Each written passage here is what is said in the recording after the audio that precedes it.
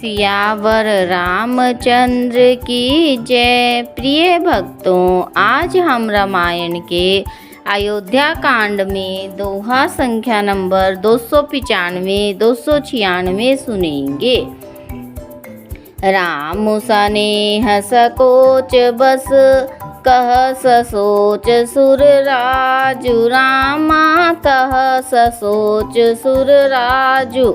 रचहु पर पंच ही पंच मिली नाही त भयउ अकाजु। सियावर राम जय जय राम, मेरे प्रभु राम जय जय राम।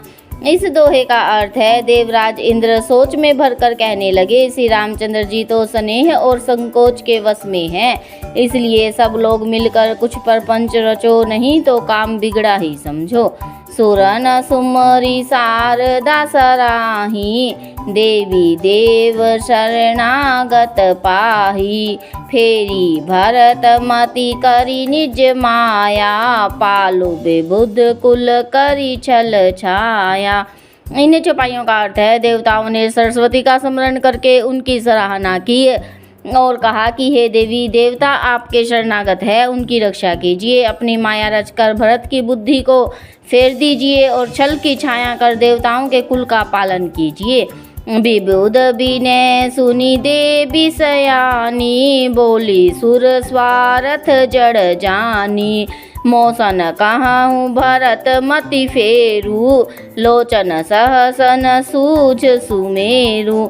इन चौपाइयों का अर्थ है, सरस्वती जी कहती है कि देवताओं की विनती सुनकर और देवताओं को स्वार्थ के वश होने से मूर्ख जानकर बुद्धिमती सरस्वती जी बोली, मुझसे कह रहे हो कि भरत जी की मति पलट दो, हजार नेत्रों से भी तुमको सुमेरु नहीं सूझ पड़ता। विधि हरिहर माया बड़ी भारी, सो न भरत मति सकहि निहारी। सोमति मोहि कहत करु भोरी, चंदनी कर की चंड कर चोरी। इन चौपाइयों का अर्थ है, ब्रह्मा विष्णु और महेश की माया बड़ी प्रबल है, किंतु वह भी भरत जी की बुद्धि की ओर ताक भी नहीं सकती। उस बुद्धि को तुम मुझसे कह रहे हो कि भोली कर दो, अर्थात भुलावे में डाल दो। अरे चांदनी कहीं प्रचंड किरण वाले सूर्य को चुरा सकती है। भारत हृदय सिय राम निवासु, तह की तिमिर जह तरणी प्रकाशु। अस कही सारद गई विधि लोका, विबुध विकल निसि मानहु कोका। इन चौपाइयों का अर्थ है, भरत जी के हृदय में श्री सीताराम जी का निवास है, जहाँ सूर्य का प्रकाश है वहाँ कहीं अंधेरा रह सकता है। ऐसा कहकर सरस्वती जी ब्रह्मलोक को चली गई। देवता ऐसे व्याकुल हुए जैसे रात्रि में चकवा व्याकुल होता है। सुर स्वार्थी मलिन मन, कीन कुमंत्र कुठाटु। रामा कीन कुमंत्र कुठाटु, रचि परपंच माया प्रबल। भय भ्रम अरति उचाटु, सियावर राम जय जय राम, मेरे प्रभु राम जय जय राम। इस दोहे का अर्थ है, मलिन मन वाले स्वार्थी देवताओं ने बुरी सलाह करके बुरा षड्यंत्र रचा, प्रबल माया जाल रचकर भय भ्रम अप्रीति और उच्चाटन फैला दिया। करी कुचाली सोचत सुर राजू, भरत हाथ सबु काजू अकाजू। गए जनकू रघुनाथ समीपा, सन्माने सब रवि कुल दीपा। इन चौपाइयों का अर्थ है, कुचाल करके देवराज इंद्र सोचने लगे कि काम का बनना बिगड़ना सब भरत जी के हाथ है। इधर राजा जनक जी श्री रघुनाथ जी के पास गए। सूर्य कुल के दीपक श्री रामचंद्र जी ने सबका सम्मान किया।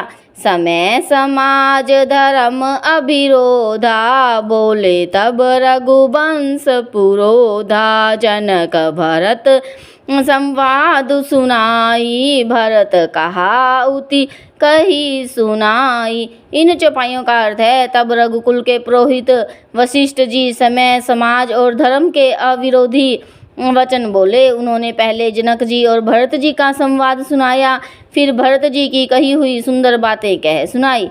तात राम जस आयशु देहूँ, सो सबु करे मोर मत एहूँ। सुनि रघुनाथ जोरी जुग पानी, बोले सत्य सरल मृदुबानी। इन चौपाइयों का अर्थ है, फिर बोले हे तात राम, मेरा मत तो यह है कि तुम जैसी आज्ञा दो वैसी ही सब करें। यह सुनकर दोनों हाथ जोड़कर श्री रघुनाथ जी सत्य सरल और कोमल वाणी बोले। विद्यमान आपुनि मिथिलेषु, मोर कहब कह भांति भदेषु। राउर राय रजायशु होई, राउरी शपथ सही सिर सोई।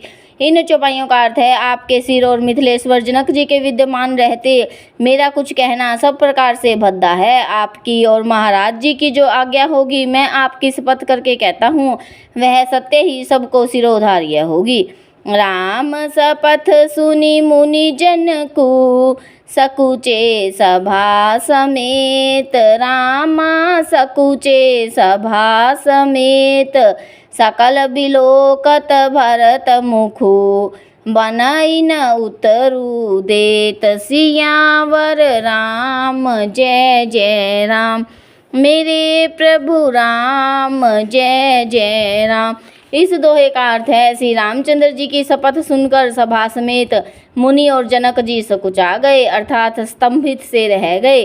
किसी से उत्तर देते नहीं बनता, सब लोग भरत जी का मुंह ताक रहे हैं। सियावर रामचंद्र की जय।